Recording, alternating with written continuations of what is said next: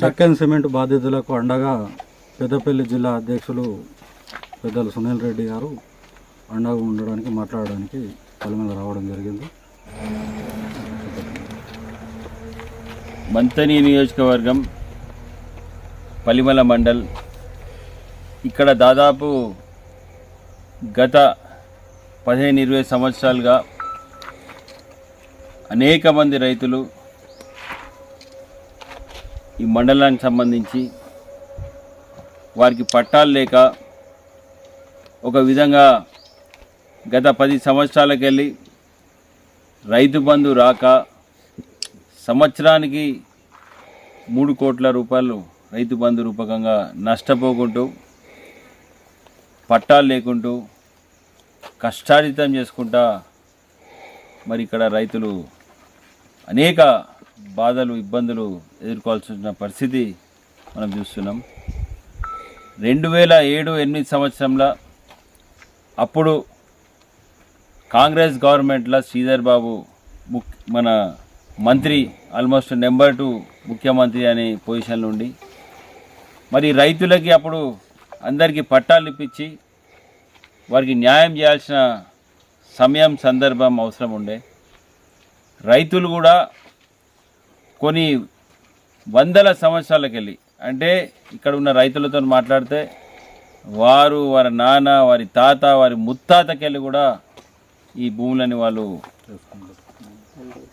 పంటని పొలాన్ని చేసుకుంటా బతుకుంటా కొన్ని జనరేషన్స్ ఈ రైతులు ఈ భూమి మీద ఆధారపడి ఈ భూమి కాస్తులో ఉండి మరి గతంలో కూడా పాపం వీళ్ళందరికీ తెలియదు, వెనుకబడ్డ ప్రాంతం, చాలా పేద రైతులు, వాళ్ళకు భూమి ఉంటే మాదే అన్నట్టు అనుకునే రైతులు, ఈ భూమికి సంబంధించిన పట్టాలు ఉంటాయి దాన్ని పట్టా వేసుకోవాలనే ఆలోచన కూడా లేకుండే. మరి ఇంతకుముందు ఎవరైతే ముస్లిం ఉండనో మరి ఆ ముస్లిం ద్వారానే వీళ్ళందరూ కూడా ఎంతో అంత పైసలు ఇచ్చి వారు మరి భూమిని కొన్నాము, ఈ భూమి మాదే అనే విధంగా ఈ రైతులందరూ కూడా పాపం అదే ఆలోచనలో ఉండే. కానీ పట్టాలు అనేటివి చేయించుకోవాలి అనే ఆలోచన ఎవరికి లేకుండే. ఏదో కాగితం మీద రాసుకున్నారు పాపం, ఆ కాగితం ఎక్కడున్నదో ఎడబోయిందో. కానీ ఇక మందే అని తెలిసినాక వాళ్ళందరూ రైతులు కూడా ఇన్ని సంవత్సరాలకెళ్ళి ఈ భూమిని వాళ్ళు దున్నుకుంటూ వచ్చిండ్రు. మరి 2007-8 సంవత్సరంలో ఇది అప్పుడు శ్రీధర్ బాబు ఉన్నప్పుడే మరి వీళ్ళందరికీ కూడా పట్టాలు ఇవ్వాల్సిన బాధ్యత ఉండే. కానీ ఆ శ్రీధర్ బాబు ఉన్నప్పుడే అప్పుడు కాంగ్రెస్లో ఉన్న అనుచరులు, శ్రీధర్ బాబు అనుచరులు, కాంగ్రెస్ ఉన్న నాయకులే దాదాపు 200-300 ఎకరాలకి వాళ్ళు అప్పుడు రిజిస్ట్రేషన్ చేసుకోవడం జరిగింది. మరి వీళ్ళందరూ కూడా ఈ రిజిస్ట్రేషన్ అయిన క్రమంలో అప్పుడు శ్రీధర్ బాబు దగ్గర కంప్లైంట్ చేస్తే 2009 సంవత్సరంలో ఇక్కడ జాయింట్ కలెక్టర్ వచ్చి మీ అందరికీ న్యాయం చేస్తాం, రైతులందరికీ పట్టాలు ఇప్పిస్తామన్నట్టు శ్రీధర్ బాబు ఇటు జాయింట్ కలెక్టర్ కూడా వచ్చి వీళ్ళందరికీ హామీ ఇవ్వడం జరిగింది. మరి ఆ 2009 సంవత్సరం అయిపోయింది, ఆ ఎలక్షన్స్ అయిపోయినాయి. తర్వాత ఆ జాయింట్ కలెక్టర్ వచ్చినా కానీ ఎవరికి కూడా న్యాయం జరగలేదు. తర్వాత తెలంగాణ గవర్నమెంట్ వచ్చిన తర్వాత టీఆర్ఎస్ గవర్నమెంట్ వచ్చింది. అప్పుడు పుట్టమధు ఇక్కడ ఎమ్మెల్యే గెలిచిన తర్వాత మరి టీఆర్ఎస్ గవర్నమెంట్ వచ్చినాక వీళ్ళందరికీ కూడా న్యాయం చేస్తామని చెప్పడం జరిగింది. టీఆర్ఎస్ గవర్నమెంట్ వచ్చి పుట్టమధు ఇక్కడ ఎమ్మెల్యే అయినాక కూడా గత 2 టర్ములుగా ఒకసారి ఎమ్మెల్యే ఒకసారి జెడ్పీ చైర్మన్ 2 టర్ములు టీఆర్ఎస్ గవర్నమెంట్ వచ్చి కూడా మరి రైతులకు ఎవరు కూడా న్యాయం జరగలేదు. మళ్ళీ ఇప్పుడు ఎలక్షన్స్ శ్రీధర్ బాబు గెలవడం జరిగింది, మంత్రి కావడం జరిగింది. నేను ఒకటే అడుగుతా విషయం, గత 40 సంవత్సరాలుగా అటు శ్రీపాదరావు కానీ తర్వాత శ్రీధర్ బాబు కానీ ఈ ప్రాంతానికి ఎమ్మెల్యే మంత్రులు అనేక పదవులు అనుభవించి మరి ఈ ప్రాంత ప్రజలు ఓట్లేస్తేనే ఈరోజు పెద్ద నాయకులై ఇవాళ ఈ ప్రాంతానికి వెళ్ళి ఎంతో బ్రాండ్గా బయట రాష్ట్రమంతా కూడా చెప్పుకునే విధంగా నాయకులు ఎదిగి మరి ఈ ప్రాంత ప్రజలని రైతులను ఎందుకు ఇబ్బంది పెడుతున్నారు, ఎందుకు వీళ్ళని సతాయిస్తున్నారని అడుగుతున్నా. ఎలక్షన్లు వచ్చేవారికి, ఓట్లు వచ్చేవారికి అప్పుడు ఈ ప్రాంతం కావాలి, ప్రజలు కావాలి, రైతులు కావాలి. ఎలక్షన్ రాగానే వీళ్ళందరికీ పట్టాలు చేస్తాను మభ్యపెట్టాలి.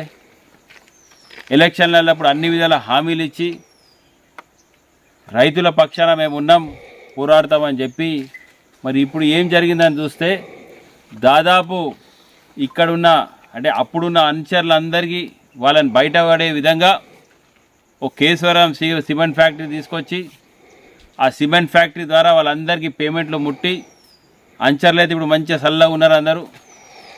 ఈ రిజిస్ట్రేషన్ దాదాపు 102 ఎకరాలు ఇప్పుడు ధరణి పోర్టల్లో చూస్తే 102 ఎకరాలు ఈ గత వారంలో డెక్కన్ సిమెంట్స్ మీద మొత్తం రిజిస్ట్రేషన్ అయింది. నేను అడుగుతున్నా శ్రీధర్ బాబుకి, నువ్వు గింత పెద్ద మంత్రివి, ఇండస్ట్రీ మంత్రివి, ఐటీ మంత్రివి, మరి నీకు తెలియకుండానే జరిగిందా ఇదంతా? ఇన్ని ఎకరాల రిజిస్ట్రేషను, ఇదంతా లీగల్ కేసు, లిటిగేషన్ కేసు. రైతులు ఎన్నో సంవత్సరాలకు వెళ్ళి పట్టాలు కావాలని మీ చుట్టూ తిరిగిండ్రు, ఎంఆర్ఓల చుట్టూ తిరిగిండ్రు, కలెక్టర్ల చుట్టూ తిరిగిండ్రు. ఇవాళ ధర్నీలో చూసినా లేకపోతే ఏడ చూసినా రికార్డ్స్లో చూసినా కాస్తులు ఎవరున్నారంటే వీళ్ళ పేర్లు ఉన్నాయి. మరి గింత ఘోరంగా ఇక్కడ అవినీతి జరుగుతుంటే కూడా మీరు మీ అంచెలను బయటపడేసి డెక్కన్ సిమెంట్కి అప్పచెప్పి ఇవాళ ఏ రూపకంగా ఈ రైతులను ఆదుకుంటారో మేము అడుగుతున్నాం. ఇదే ఎంఆర్ఓ డెక్కన్ సిమెంట్స్కి రిజిస్ట్రేషన్ చేస్తాడు, మళ్ళీ మీరు ఎంక్వైరీ అని చెప్పి మళ్ళీ ఇదే ఎంఆర్ఓని పెడితే మళ్ళీ గదే ఎంఆర్ఓ ఇప్పుడు రిజిస్ట్రేషన్ ఆపుతానంటు. అంటే నాకు అర్థమవుతలేదు.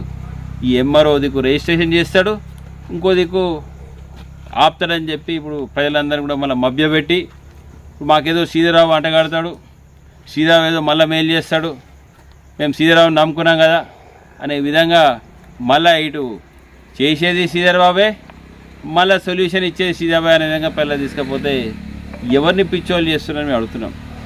ఇవాళ మేము అడుగుతున్నాం సూటిగా శ్రీధరబాబుని, గతంలో టీఆర్ఎస్ ప్రభుత్వం వచ్చింది, పుట్టమధుకు అవకాశం వచ్చింది, ఆయన చేయలేకపోయాడు. ఇవాళ మీరు పొజిషన్లో ఉన్నారు, ఇవాళ మీరు అధికారంలో ఉన్నారు, ఇవాళ మీరు మంత్రి లెక్కున్నారు. మీరు తలుచుకుంటే ఏది కూడా కాదు ఇక్కడ. మరి మీరు ఏ రూపకంగా ఈ డెక్కన్ సిమెంట్స్ రిజిస్ట్రేషన్ని రద్దు చేసి ఈ రైతులకి మీరు ఏ రూపకంగా న్యాయం చేస్తారని మేము అడుగుతున్నాం. మేము డిమాండ్ చేస్తున్నాం భారతీయ జనతా పార్టీకి వెళ్ళి. ఎందుకంటే భారతీయ జనతా పార్టీ ఉన్నదే బలహీన వర్గాల కొరకు ఉన్నది, భారతీయ జనతా పార్టీ ఉన్నదే ప్రజల సమస్యల కొరకు కొట్లాడనుకున్నది, భారతీయ జనతా పార్టీ ఉన్నదే సామాన్య ప్రజల కొరకు ఉన్నది తప్పితే మీ అంచర్ల కొరకు లేదు భారతీయ జనతా పార్టీ. మీ అంచర్లకు లక్షల రూపాయలు ఇప్పించేందుకు లేదు భారతీయ జనతా పార్టీ. ఎలక్షన్లు వచ్చినాయంటే ఒక్కొక్క అంచాడు లక్షలు ఖర్చు పెడతారు, కోట్లు ఖర్చు పెడతారు. మొన్న ఎలక్షన్లో దాదాపు 60, 70, 80 కోట్లు ఖర్చు పెట్టింది శ్రీరాబాబు. ఏడికెళ్ళి అంచెలు గింతగానం కష్టపడతారు. మరి మా భారతీయ జనతా పార్టీ నాయకులు ఎవ్వరు కూడా ఒక 10 రూపాయలు తీయాలంటే పాపం కష్టపడతారు అని మేము అనుకునేటోళ్ళం. ఇప్పుడు అర్థమవుతుంది వీళ్ళ స్కీమ్లన్నీ. ఈ స్కీమ్లన్నీ స్కామ్లు.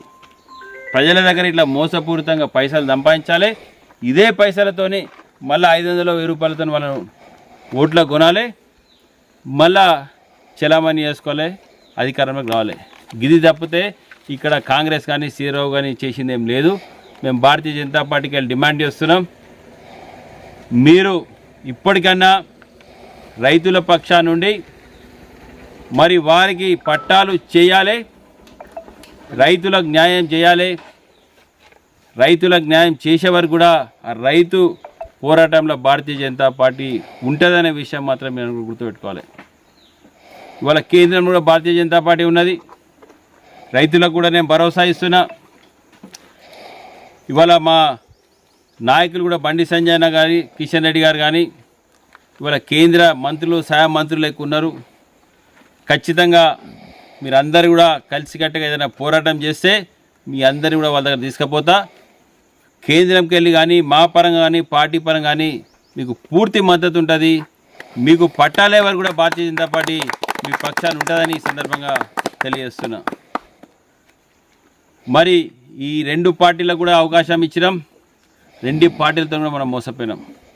ఎలక్షన్లు రాగానే ఓట్లు రాగానే మేము పట్టాలు చేస్తా అని లీడర్లు ముందుకు రావడం, మళ్ళీ ఎలక్షన్ల తర్వాత ఎవరి కోసం వాళ్ళకే ఉండడం.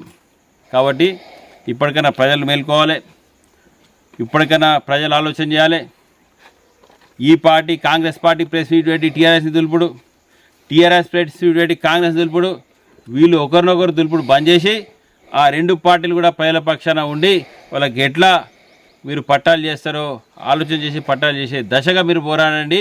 ఖచ్చితంగా భారతీయ జనతా పార్టీ వైపుకి వెళ్ళి మా సాయం కూడా ఉంటుందని ఈ సందర్భంగా మేము తెలియజేస్తున్నాం. మరి వీళ్ళందరూ కూడా రైతులందరూ కూడా వాళ్ళన్నదే ఒకడు విన్నవించుకుంటున్నారు. మేము ఎన్నో సంవత్సరాలకి వెళ్ళి ఈ ప్రాంతంలో ఉన్నాం.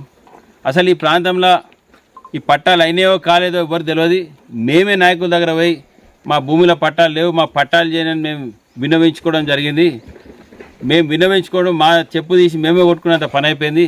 ఇక్కడ మా పట్టాలు లేవని తెలిసి వాళ్ళు మా పట్టాలని ఎవరికో చేసి వాళ్ళు మనం ఆగమనం చేసి అనే విధంగా రైతులు నష్టపోతున్నారు. కాబట్టి మరి రైతులకి ఖచ్చితంగా మీరందరూ ఈ పార్టీలు పక్కబెట్టి ఈ మోసాలను పక్కబెట్టి వాళ్ళకి న్యాయం చేయాలని మనం ఒకసారి భారతీయ జనతా పార్టీకి డిమాండ్ చేస్తున్నాం. భారత్ మాతాకి